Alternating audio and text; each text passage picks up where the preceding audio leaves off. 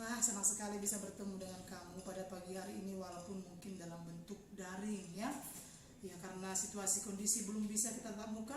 Jadi pagi hari ini Ibu akan menyajikan materi pendidikan agama Kristen untuk kamu kelas 10, yaitu materi yang pertama tentang bertumbuh menjadi dewasa.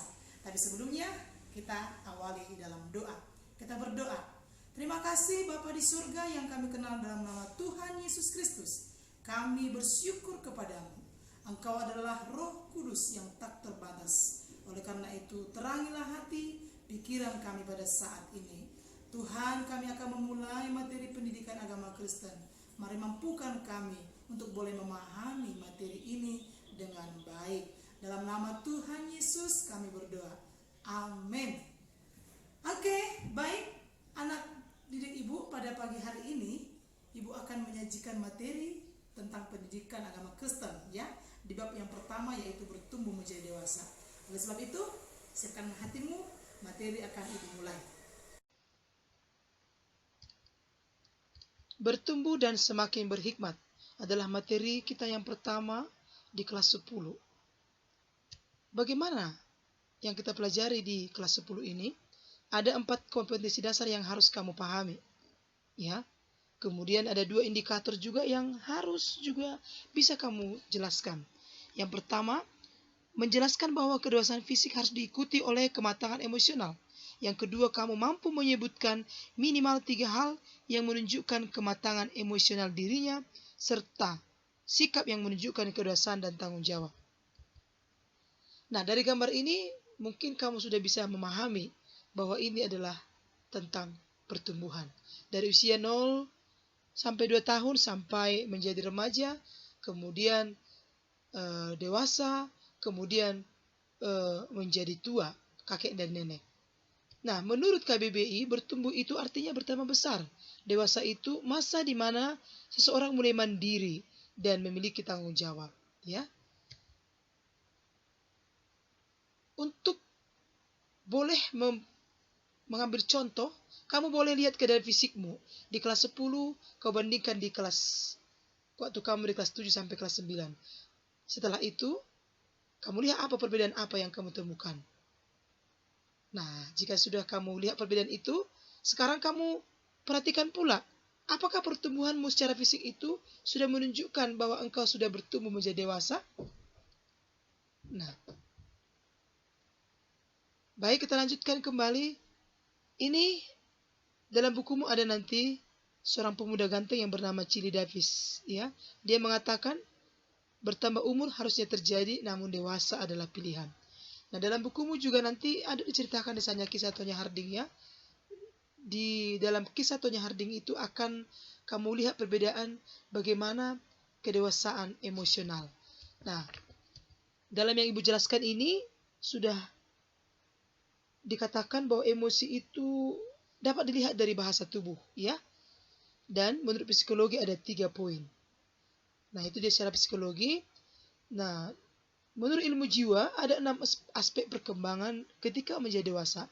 Yang pertama, aspek fisik, yaitu secara jasmani sudah ada mulai pertumbuhan tinggi, berat badan, mulai kamu merimbulu, mulai ada suara mulai besar, ya, karena jakurmu sudah mulai besar, kemudian dada semakin bidang, dan mungkin masih banyak pertumbuhanmu secara fisik. Bahkan dorongan seksualmu juga sudah mulai meningkat, ya.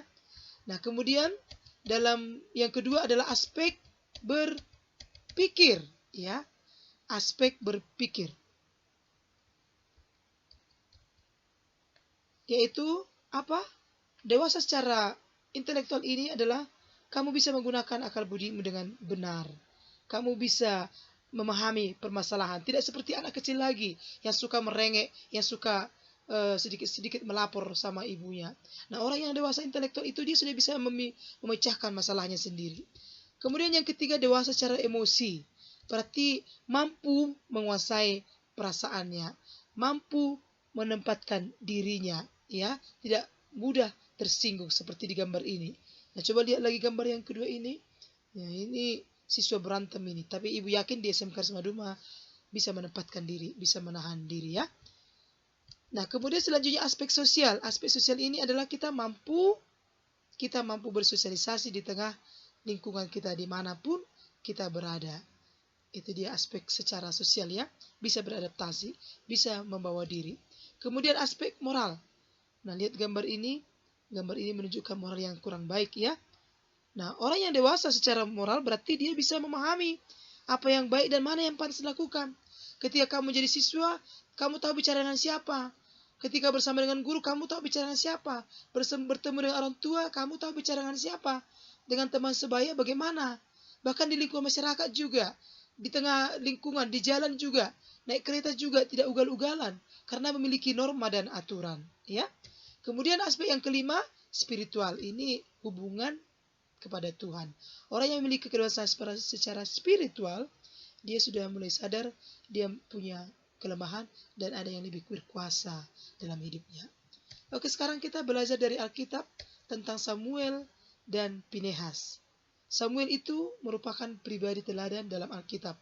Samuel itu ibunya adalah Hana, ayahnya Elkana. Hana ini berhasil mendidik Samuel menjadi pribadi yang teladan dalam Alkitab. Sementara Hafni dan Pinehas, anak Imam Eli, kurang mengindahkan Tuhan dalam hidupnya. Ya, jadi sangat bertolak belakang dengan Samuel. Nanti boleh kamu baca di 1 Samuel 3, 19, 2, 26. Kemudian kita lihat lagi orang-orang yang tidak dewasa, ya. Perpecahan di gereja Korintus. Nanti kamu baca 1 Korintus 3, 1-9 ya. Nah, di sini terpecah-pecah karena masing-masing membanggakan dirinya. Padahal mengatakan dirinya sudah dewasa. Dia merasa lebih hebat, ya. Nah, ini ada gambarnya ciri orang yang tidak dewasa rohani. Yang pertama hanya mau makan susu. Artinya dikasih kritik salah, dikasih saran salah, ya. Gampang tersinggung, gampang sakit hati. Yang kedua, mementingkan diri sendiri. Yang ketiga, suka bertengkar. Yang keempat, memiliki gaya hidup duniawi. Nah, kesimpulan yang Ibu boleh sampaikan adalah ini. Cara psikologi, orang yang dewasa itu pasti ada pertumbuhannya dalam keenam aspek yang sudah kita sebutkan tadi. Dan dalam Alkitab, orang yang dewasa itu pasti dia memiliki kebijaksanaan dan hikmat. Ya, jadi kedewasaan bukan dilihat dari usia, tapi dilihat dari sikap, tindakan, dan tingkah laku. Baik, ini materi yang sudah Ibu sampaikan. Kalau tugas akan Ibu share lagi di classroom kita. Sampai di sini ya. Nah, sampai di sini anak-anak materi yang sudah Ibu sampaikan pada pagi hari ini kepada kamu ya. Ibu sangat berharap kamu sudah mengerti, kamu sudah pahami. Kerjakan tugas yang ada dalam materi yang Ibu sebutkan tadi. Mari kita akan tutup dalam doa.